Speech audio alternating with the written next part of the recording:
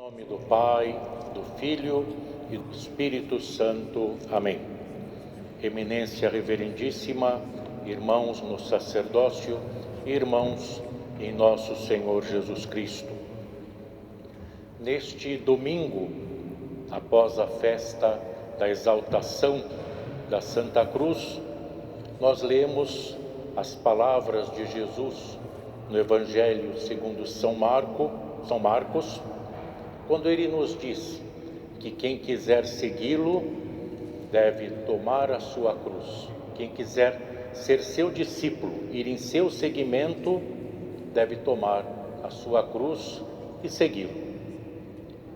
Quem ouve as palavras do Santo Evangelho, quem as lê, tudo aquilo que se refere à paixão de Jesus, ao seu sofrimento, às suas advertências aos cristãos, tudo que se diz sobre a cruz do Senhor, como neste Evangelho, pode pensar que o cristianismo é uma religião de sofrimento, uma religião de dor, que o cristão é aquele que sofre, aquele que vai sempre sofrer.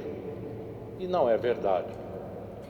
Na verdade, Jesus veio nos trazer a vida plena, a vida verdadeira. Ele mesmo disse aos seus apóstolos: eu vim para que todos tenham vida e a tenham em abundância. E a vida abundante em Deus, que Jesus concede a todo cristão, não pode ser uma vida de tristeza e sofrimento, mas uma vida de alegria. No entanto, Jesus sempre alertava os seus discípulos sobre a possibilidade de sofrimento, especialmente por perseguição. E foi sobre isso que ele estava falando neste trecho do Evangelho de São Marcos. Se nós lermos os versículos precedentes deste texto, vamos ver o seguinte: Jesus começou a ensinar-lhes que era necessário que o Filho do Homem sofresse muito e fosse rejeitado pelos anciãos, sumos sacerdotes e escribas, fosse condenado à morte e depois de 3 dias ressuscitasse. E falava claramente a respeito. E o apóstolo Pedro, no seu cuidado com o Mestre, repreendeu Jesus. Ele disse que isso nunca acontecesse. E Jesus rejeitou as palavras do apóstolo porque ele estava falando segundo os homens e não segundo Deus, porque ele tinha uma missão a cumprir.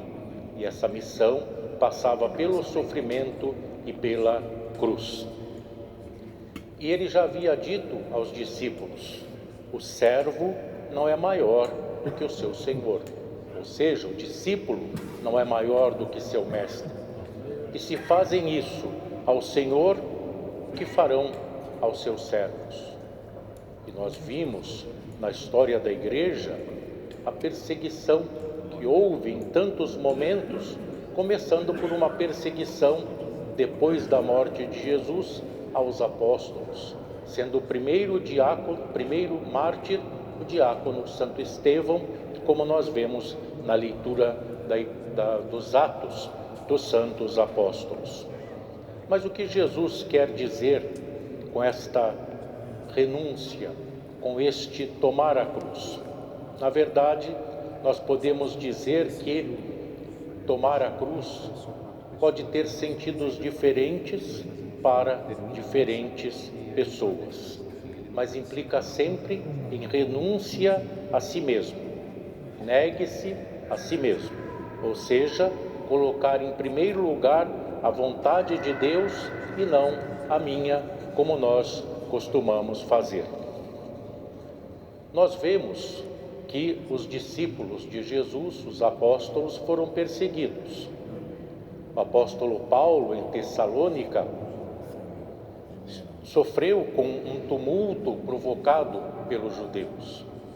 Tomaram aquele que o hospedava, o levaram em lugar público e fizeram uma acusação. Disseram: estes que transtornaram o mundo chegaram também aqui. Que acusação estranha! Estes que transtornaram o mundo. Os cristãos eram acusados, muitas vezes, de irem contra a ordem vigente. Adoravam um Deus crucificado e ressuscitado, que era contrário à mentalidade dos pagãos e principalmente da religião do Império Romano. Levavam um tipo de vida diferente das outras pessoas e pregavam a salvação, o amor de Jesus Cristo. E com isso estavam transtornando o mundo. E muitas vezes cristãos foram perseguidos por terem posições firmes contra o mundo. Quando o mundo se levantava contra a verdade, os cristãos levavam uma vida e tinham uma pregação de tal forma que incomodavam este mundo com as suas mentiras, porque apresentavam a verdade. Santo Atanásio, um dos grandes santos padres da Igreja, chegou a escrever: se o mundo estiver contra a verdade, Atanásio estará contra o mundo. Ou seja, se o mundo todo recusar a verdade de Deus, eu a defenderei e me colocarei sozinho contra o mundo. Por isso, nas bem-aventuranças, depois de Jesus dizer que são bem-aventurados os pobres em espírito, os que choram e outros, ele diz: bem-aventurados sois vós, quando vos perseguirem, vos caluniarem, mentindo, disserem todo mal contra vós por minha causa.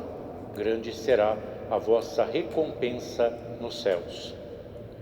E tomar a nossa cruz pode ser então exatamente por sermos incompreendidos e até perseguidos, por defendermos uma verdade que vai contra as mentiras do mundo, por defendermos um estilo de vida que não é moderno, por não compartilharmos uma mentalidade moderna na moral, na teologia, que é comum ao mundo e que é aplaudida, infelizmente, como algo politicamente correto, bonito, humanitário, aberto a todos, algo inclusivo.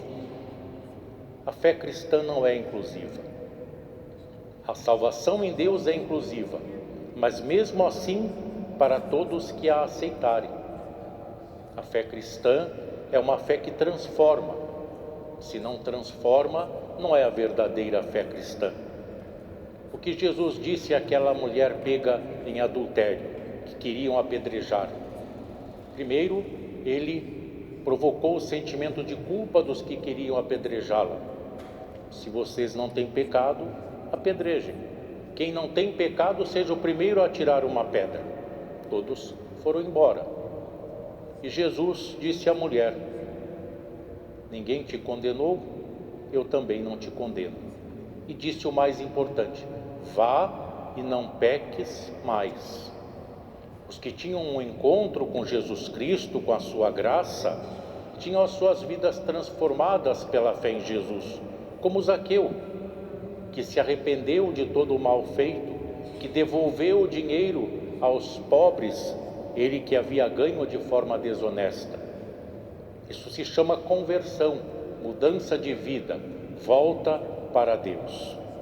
E viver assim pode acarretar cruzes de um mundo que prefere crucificar, condenar aqueles que não pensam como eles e que não têm um discurso de acordo com aquilo que eles pregam.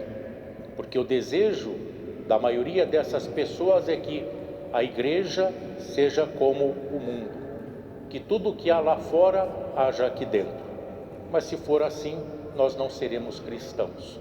Os cristãos nunca foram conformados com os valores mundanos e sempre mantiveram a fé e a defesa da verdade, mesmo quando o mundo todo dizia o contrário e os perseguia por causa disso. E não só isso, nós carregamos as nossas cruzes quando sofremos com as nossas limitações, com as nossas dores físicas, morais, psicológicas, com as dores dos nossos queridos que nos afeta tanto porque nós não desejamos que eles sofram. E o que fazer nessas circunstâncias? Não podemos fugir de certos males, porque somos humanos, imperfeitos num mundo de grande imperfeição. Mas podemos oferecer a Deus essas nossas dores, essas nossas cruzes, como uma penitência involuntária, pedindo a Ele que nos dê forças, que nos conceda a sua graça para que nós suportemos as nossas dores, carreguemos as nossas cruzes, porque a maior de todas as cruzes Ele carregou. Nós não somos chamados a carregar a cruz de Jesus, não poderíamos. Aquela cruz tinha o peso de todos os pecados do mundo, inclusive os nossos. Por isso não nos seria possível carregá-la. E também porque só com a crucificação de Jesus na cruz, ela se tornou cruz de vida e de salvação, ela que era um instrumento de sofrimento e morte para os piores criminosos. Isso foi o que Jesus fez por nós, por amor. E nós somos então chamados a imitar não só Jesus Cristo, até porque não podemos carregar a sua cruz, mas a imitar aqueles que o seguiram mais de perto, sem nos envergonharmos das suas palavras, porque ele disse que se nós o fizermos, ele vai se envergonhar de nós diante de Deus. Vamos fazer como o apóstolo Paulo, que disse em uma de suas epístolas, a epístola aos Colossenses: considero tudo como perda comparado com a suprema grandeza do conhecimento de Jesus Cristo, meu Senhor. O apóstolo São Paulo tinha uma posição elevada, era um homem com autoridade na sociedade judaica, considerado um líder. Mas depois que teve encontro com Jesus Cristo, no caminho de Damasco, se transformou. De perseguidor, se tornou perseguido. Perdeu muito da sua vida, da autoridade, do poder, do prestígio, do status.